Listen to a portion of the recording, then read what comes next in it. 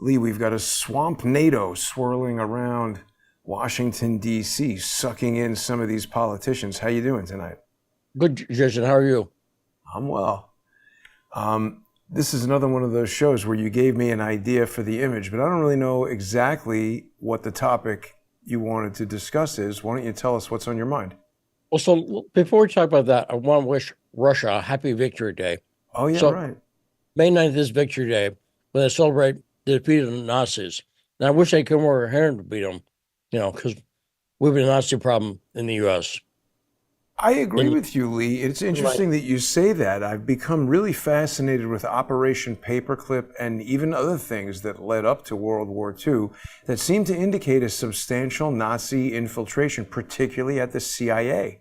Something for us to explore in the future, I think. so let me talk about paperclip. To me is the least of it, because Yeah, at least there's some justification. Like, okay, when you defeat a country in a war, okay, you make them evil.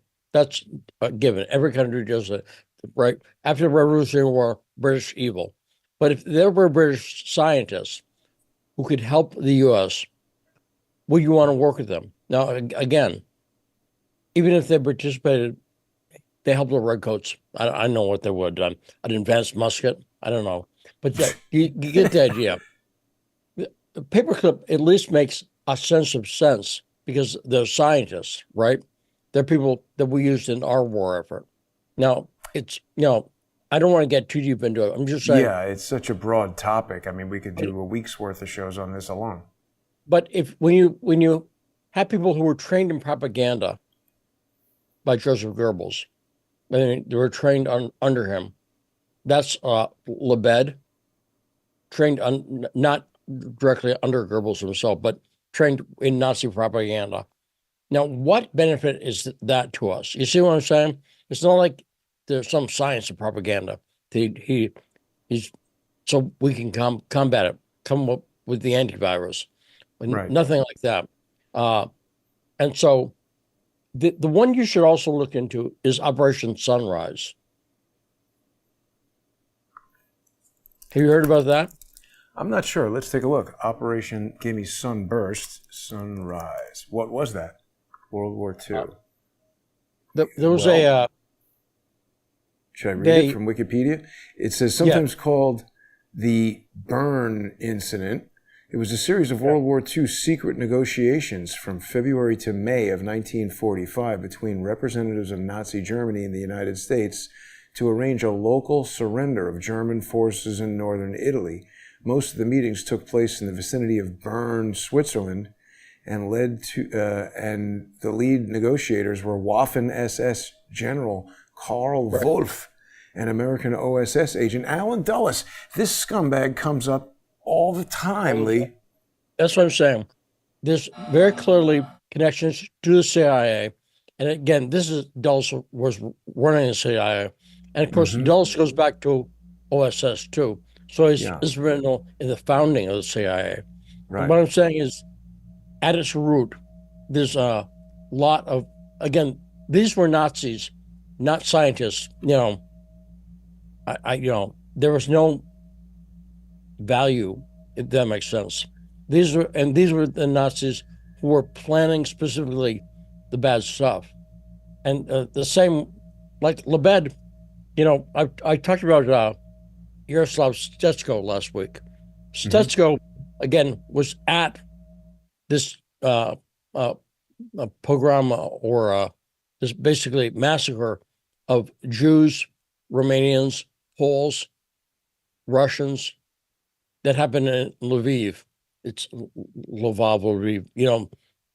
Ukrainians like to do a slightly different version, have a different name for everything. Right. No, it is weird. You know, it's weird. It's like if you lived in Manhattan and people on Long Island said, "Oh, we don't call it a car; it's a blar," and this is my bell bone, and you're like, "What are you talking about? You changed one letter." No, it's a language. It's our own language. So again, Kiev, Kiev, that kind of absurd stuff, and it means Mm. a lot to Ukrainians. They take it very seriously. Hmm. If you say it wrong, they'll yell, you know. But this Nazi background, when I looked into his history, and Sunrise is fascinating. It's well documented in a few places.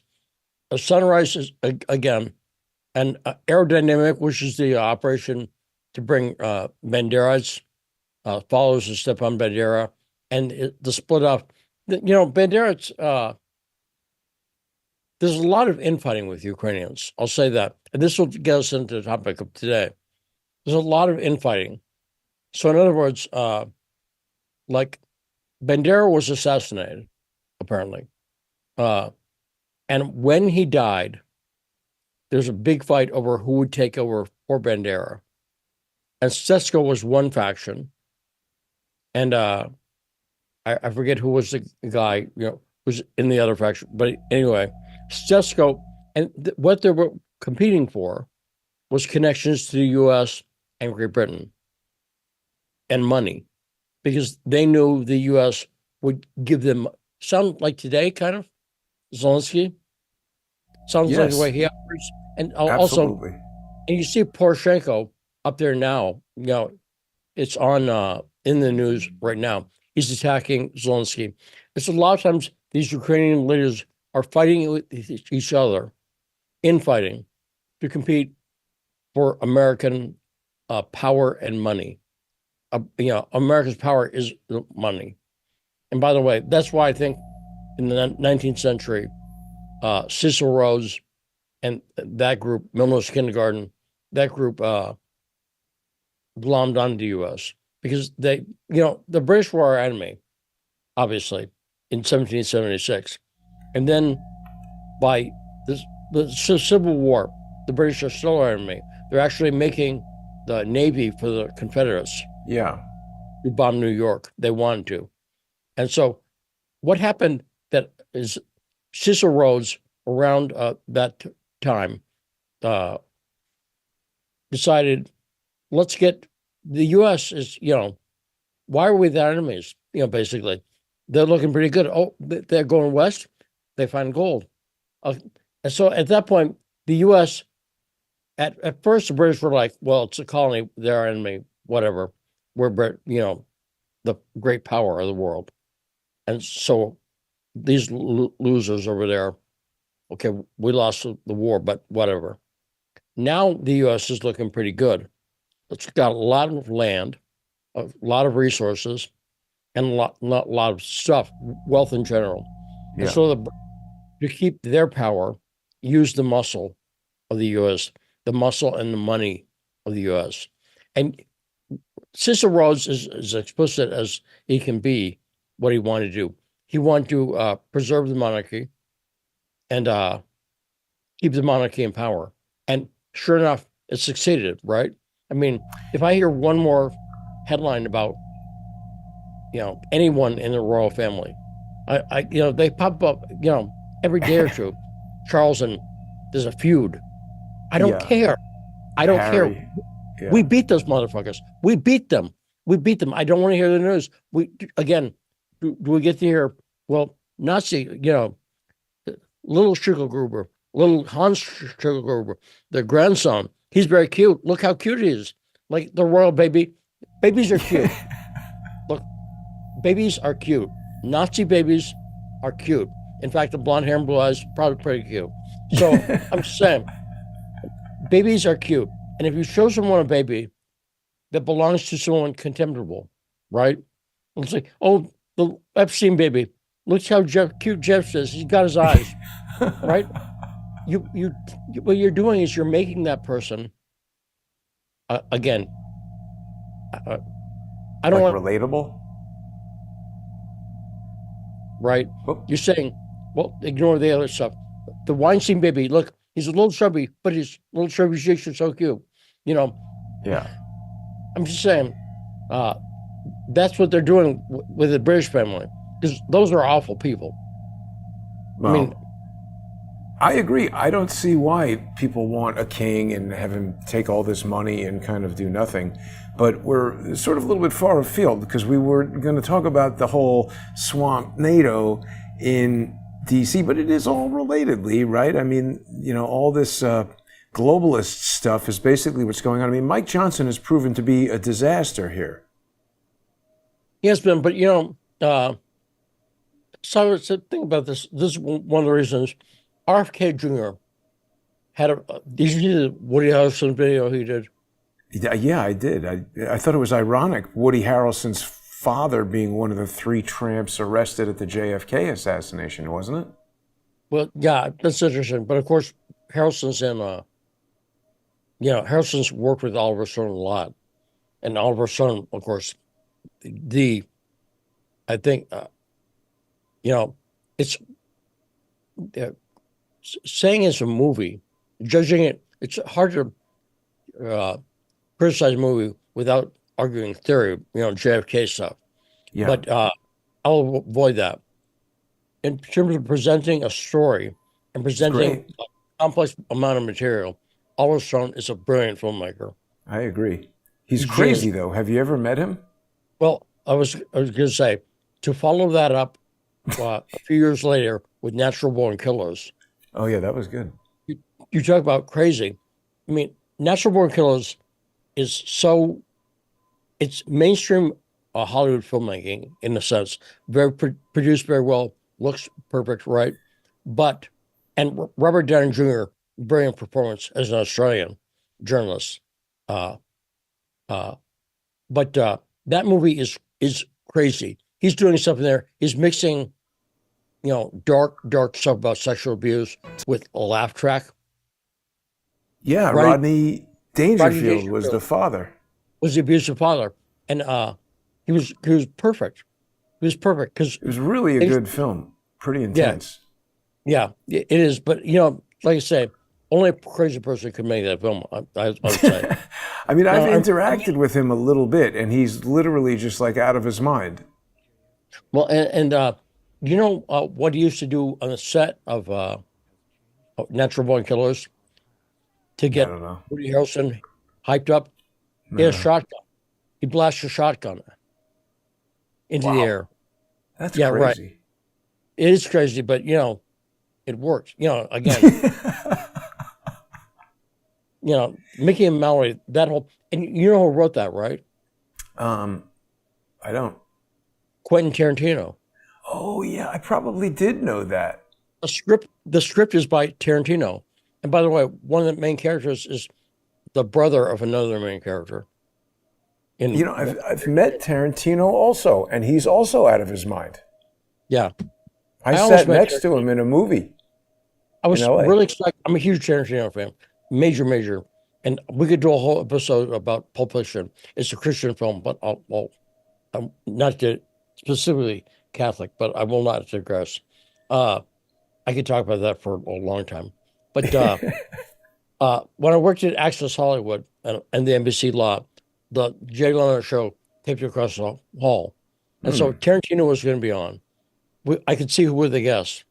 Tarantino was on that night. And I knew after the show, they walk out to their car and they walk around the hall, down through the elephant doors, down a slight slope. You know where I mean, that part in the parking lot between the commissary building and where access stage is. You've been there. Yeah. So I knew if I headed down there at 6:30, there's a good chance I would meet whoever's. And a lot of times I'd stay and do a couple autographs for people who work at NBC. That's how I got my son's picture with Chris Cornell, for instance, the late, great Chris Cornell from Soundgarden and Audioslave.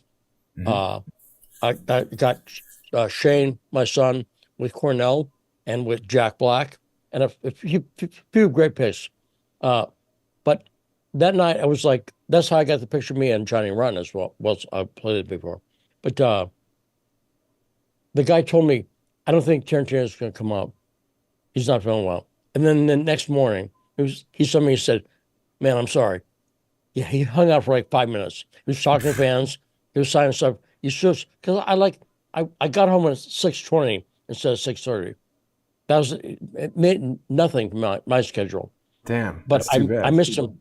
Right. And he had to tell me about it. He had to say, oh yeah, he was great. He was really talking to people. And hanging out. He He was was cool. super wacky when I met him. I was at the 3D Film Festival watching the movie House of Wax, and he was just laughing at the most inappropriate moments when nobody else in the theater was laughing. And I was like, who is this wacko? And it was Quentin Tarantino. And then I spoke to him a bit after the film. I won't go into it now, but I want to get back to what we're talking about here, because David Hernandez is telling us that the CIA are Nazis, the FBI are Nazis, the NSA are Nazis, and they protect German Nazis in Argentina. And they're talking about moving around the gold. Yeah. And, you know, a lot of the times people are sick of hearing the word Nazi. And the reason I'm saying that is because how many times in a political argument have you heard Trump or Trump Yeah. supporters called Nazis? Right. Now, it's absurd. You know, it's, but people hear that term so much that they get confused. When I talk about Ukraine and stuff, Lebed and people like that, we're talking actual, the Nazis, you know, the 1940s Nazis, the Hitler and the, you know, Yeah. Gustav and everything, those Nazis, those ones. And they were working with them and knew them. And the people today who hold up photos of a Bandera and have huge torch marches. See, a lot of stuff, look, Charlottesville, I'm convinced, was in part a misdirection psyop, basically. Absolutely. I have no doubt. And that's I was nowhere near that, but I was sued over that. Just for talking about it, because they don't want anybody revealing what they're doing. And also because the thing I said was, it was pure coincidence. When Charlottesville was happening, I was just at home at that time I was in Arlington, Virginia. And about 4 days before, so what happened was I was in the White House covering, you know, press conferences, working for Breitbart. Then I left Breitbart because they wouldn't let me ask questions about Ukraine, actually, ironically. And they told me to stop going to the White House. So I said, well, I moved out here to be at the White House. So no. And so Sputnik offered me a job. That's how I started the radio Sputnik. But in that time period, I had just watched the film Ukraine on Fire by Igor Lopatnik. I basically, in my research about Russiagate, Ukraine kept coming up everywhere. There were Ukrainians who were connected to this, and I didn't understand it.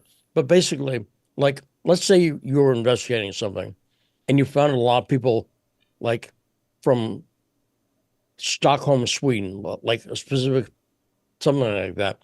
You'd be like, about person 6 or 7, you go, wait, this is like A lot of one or people two from is Sweden. Yeah. interesting, right? But what's going on here? And Yeah. you know at that point, but you just see a pattern. So Right. I'd seen a pattern with Ukraine, and I want to study because I knew nothing about Ukraine. So I watched the film Ukraine on Fire by Igor Lopatnik, and that film changed my life. That film taught me so much about Ukrainian history, going back to the Nazis, the Banderites, and what's really happening, why Yanukovych was thrown out, and that relates to Banderites too. And these, then I found from my research. Aren't you in the movie, Lee? No, I'm not in Ukraine on Fire. I'm in the sequel, revealing Ukraine, and it's amazing to me because I love the film. I made everyone I know watch it. Basically, I even made my ex-wife watch it, and I never had her watch. I did. I said this is amazing, and a brilliant film, and so that I love that film so much. And then for me to be in the film that was a sequel to that, Yeah. that it's, you know, kind of freaky. Mm-hmm. You know, it'd be But like this if is what's happening here now, isn't it? You know, radicals in masks, escalating violence, right? Yes, these films are absolutely, you know, I've actually tried to organize something out here in Sioux Falls. I've thought about, I would like to have these films shown in a double feature at the movie theater downtown. You've seen Old it, school. State Theater. I would Yeah, love to yeah. do that. And Igor said he would send a print if we did that. And I would love to do it. And then I would talk about it as, you We know, get those folding chairs and have a little Q&A after the movie. I like that when you go to the movies and they do that. yeah, me too. And it's a great, that's a really, this, I like Sioux Falls a lot. That's why I'm still here, you know. Hmm. Uh, but the State Theater downtown Sioux Falls, it's a great old style movie palace, you know, kind of that kind of place, you know, with big curtains and everything. But they've got comfortable modern seating. You see, so it's kind of best of both worlds. You're Right. sitting in a very comfortable reclining chair. It's great, and a Mm. little tray for your drinks or stuff. Uh, and but you know, state of the art, and they program really good films. They're like we're doing Stanley Kubrick for like every week a different film, like 2001 one week, and Clockwork Orange and Spartacus. You know, they it was great, and they Do you know do he that used lenses from NASA on Barry Lyndon? what Barry Lyndon, he wanted to shoot it only by candlelight. So he had to right, use these like right, yes, f.9 lenses from NASA. yeah. I've talked to I'm friends with his daughter Vivian Kubrick's, and being friends, she reached out to me. She was a fan of mine from the radio show. And Vivian, to talk to her about her father, and she made a documentary when she was 17. It says in the film like 18, but she corrects that. She says, no, I was 17. But a documentary behind the scenes of The Shining. You ever seen that? Uh, I don't know. I saw the one that talks about, the room 227 and all the Okay, hidden meaning. that's Is totally that it? different. Oh, No, no, no. She was on the set. She was 17 years old. Her father was making The Shining. She was cool. there, had a video camera, and Hmm. wanted to be a filmmaker. So she ended up at 17 making a behind the scenes documentary. But she fought for Final Cut with her father because he didn't want that kind of film. So you'll find you can find it on YouTube if you look up The Shining, Vivian Kubrick. Uh, that should do it actually. Behind the scenes maybe, but that should do it. But it's really very good, and you do get a really unique perspective. Just what the making of the film was Making like. The Shining, a film by Yeah, Vivian yeah, Kubrick. yeah. It's Wow, I not didn't know that existed. That's yeah. interesting. It's worth watching, especially if you like the Shining. It's Well, fascinating as Lee, hell. we're almost out of time, but it's, you're opening up so many interesting topics. It's just sad to see the direction that, like, Canada is contemplating this law. I'm just thinking, like, this type of independent documentary on YouTube, the access that you have to information, it's amazing. But just in the past 5 years, the degree to which they're trying to curate it and sort of, sanitize it and just give people this, sort of fake version of information, it's really bad. Yes, it is. The reason a tornado is a good analogy. What we have to realize is we're not watching a tornado. We're in a tornado. Yeah. You and me. I mean, literally, Jason, you and me, and everyone we know. If you're in this political world, it's confusing as fuck. Basic Yeah. questions. No, I'm serious. You You're know I'm right. serious. Like basic questions like who'd you trust? Right. You know, I've said for a while, uh, you're the one guy I know in politics who I trust on a more fundamental level because I knew you Way back when. way back when, before all Yeah. this. Everyone else is basically people I've met in the last like 15 years, maybe. A lot of times less than that.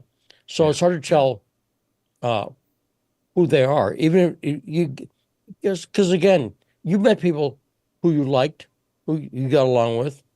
You thought, wow, this, you, at first you're going, I can picture myself being friends with this person in 20 years. They seem Right. like a good person.